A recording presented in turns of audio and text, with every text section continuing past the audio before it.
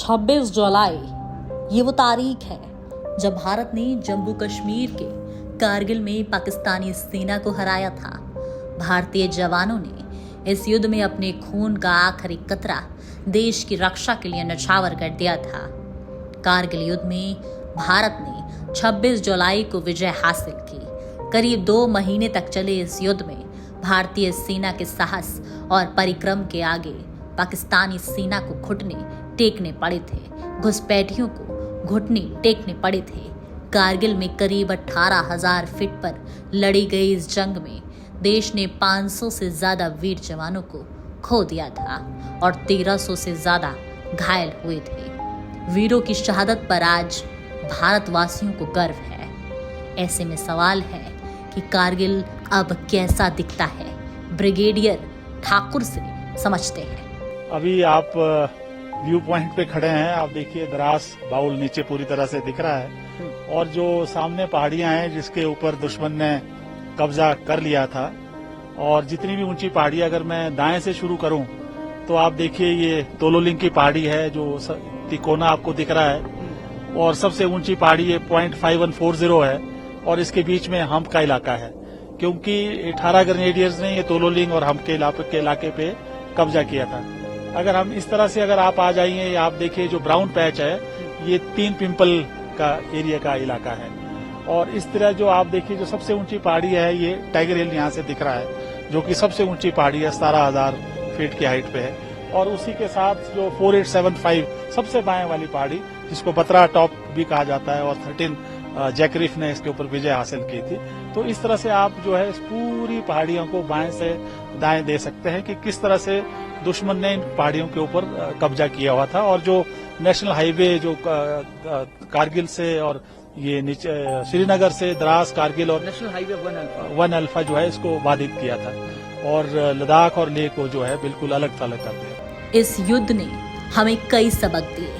कारगिल युद्ध के 25 साल बाद आज स्थिति पूरी तरह बदल चुकी है। भारतीय सेना 1999 की गलतियों से सबक लेते हुए अब पूरी तरीके से मुस्तैद है। भारत की सीमा में पाकिस्तानी अब पहले की तरह घुसपैठ नहीं कर सकते। हम आपको बताते हैं कि कारगिल युद्ध के 25 साल बाद कैसे बदल गई हैं परिस्थितियां और कैसी है भारत की तैयारी। 1999 की तरह अब कारगिल में पाकिस्तानी घुसपैठ या युद्ध की आशंका बिल्कुल नहीं है। पाकिस्तानी जहां से घुसपैठ करते थे उसे ढूंढा जा चुका है और वहां उनसे निपटने के लिए काउंटर घुसपैठ ग्रिड बनाए गए हैं। कारगिल के उन इलाकों में सेना की तैनाती 3 गुना बढ़ चुकी है। सर्दी के मौसम में अब पोस्ट को खाली नहीं छोड़ा जाता। LOC पर कई हेलीपैड बनाए जा चुके हैं। सेना ने वहां आयुध केंद्र बनाया है और वहां बड़े पैमाने पर युद्ध सामग्री रखी गई है। कारगिल युद्ध के बाद समीक्षा के लिए एक कमेटी बनाई गई थी। इसकी रिपोर्ट के बाद कारगिल के उन इलाकों में बुनियादी ढांचा को दुरुस्त कर दिया गया था। वहां सड़क और निगरानी केंद्र बनाए गए थे। अगर हम पाकिस्तान की स्थिति पर गौर फरमाएं तो LOC के पार उनके बंकर की हालत खराब है। उनमें ज्यादातर बंकर पर सीमेंट भी नहीं लगे हैं। उनकी हालत देखकर लगता है कि पाकिस्तानी सेना के पास फंड की दिक्कत है। उनके पास राशन की कमी है। पाकिस्तानी सेना के पास गाड़ी की कमी दिखती है, हालांकि उनके पास हेलीकॉप्टर मौजूद हैं। ऐसे में अब 1999 जैसी स्थिति तो कभी भी नहीं पैदा हो सकती। कारगिल में पाकिस्तान से अब कोई खतरा नहीं है। युद्ध के पहले कारगिल में LOC के पास भारतीय सेना का केवल एक ब्रिगेड था। इसमें 3 यूनिटों में करीब 2500 सैनिक तैनात थे।